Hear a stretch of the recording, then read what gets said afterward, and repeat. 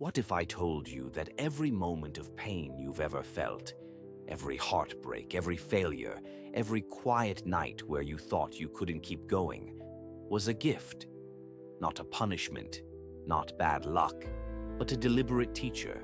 The Stoics believed that pain is the raw material of greatness, that no soul becomes strong without struggle. Because only when you've been broken can you truly understand what it means to be whole. This is the Stoic view of pain, and by the end of this, you might just see your suffering differently.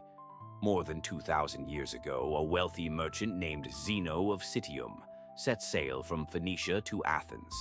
His ships carried fortune, purple dye, gold, fine fabrics, everything that marked success in the ancient world. But fate had other plans. A storm struck. His ship was destroyed. Everything he owned sank to the bottom of the sea.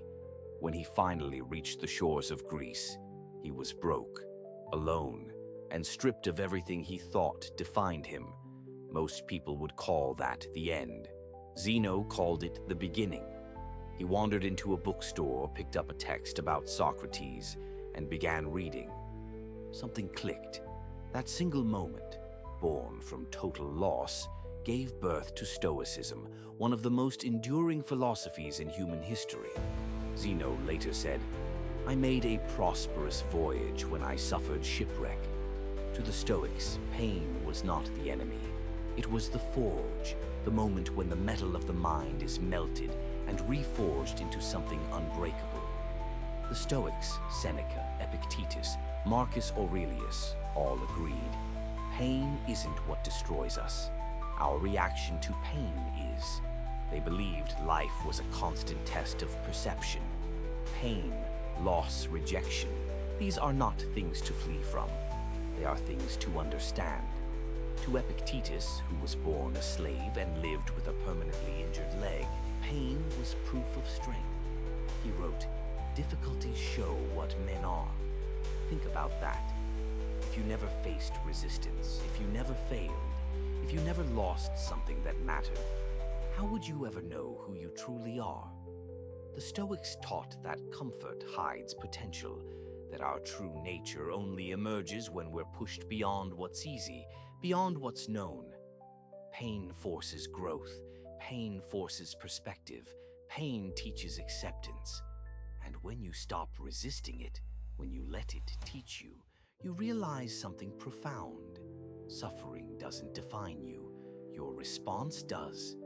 Modern science actually agrees. Neuroscientists have found that the brain's response to physical and emotional pain activates the same regions responsible for growth, memory, and adaptation. It's as if nature designed pain to be our ultimate teacher. When you lift weights, your muscles tear so they can grow stronger. When your heart breaks, your mind learns what it means to love deeply. When your dreams collapse, you learn how to build something better. Pain is not the problem. Avoidance is. Seneca wrote, "No man is more unhappy than he who never faces adversity, for he is not permitted to prove himself." In the Stoic worldview, to wish for a painless life is to wish for a life without meaning, because it's the obstacles that carve character, the discomfort that sharpens wisdom, and the suffering that cultivates compassion. The Stoics didn't just talk about this, they lived it. They practiced what they called voluntary discomfort, small acts of controlled hardship to prepare the mind for chaos. They would sleep on the floor, eat plain food, go barefoot in winter, not to punish themselves, but to remember, I can survive with less. I am stronger than I think. When you strip away luxury, you strip away illusion. You start to see how little you truly need and how much control you actually have. Marcus Aurelius wrote in his Meditations, "Ask yourself at every moment, is this necessary?" That question wasn't about comfort. It was about freedom. The freedom to not be ruled by what happens outside of you. To the Stoics, pain wasn't a punishment from the gods. It was a message, a mirror showing what still needs to be understood. When you lose something you love, it teaches you gratitude. When you fail, it teaches you humility. When you suffer, it teaches you empathy. It is through discomfort that the soul expands. And though pain feels unbearable in the moment, it often becomes the story that defines you. The storm that gives birth to calm.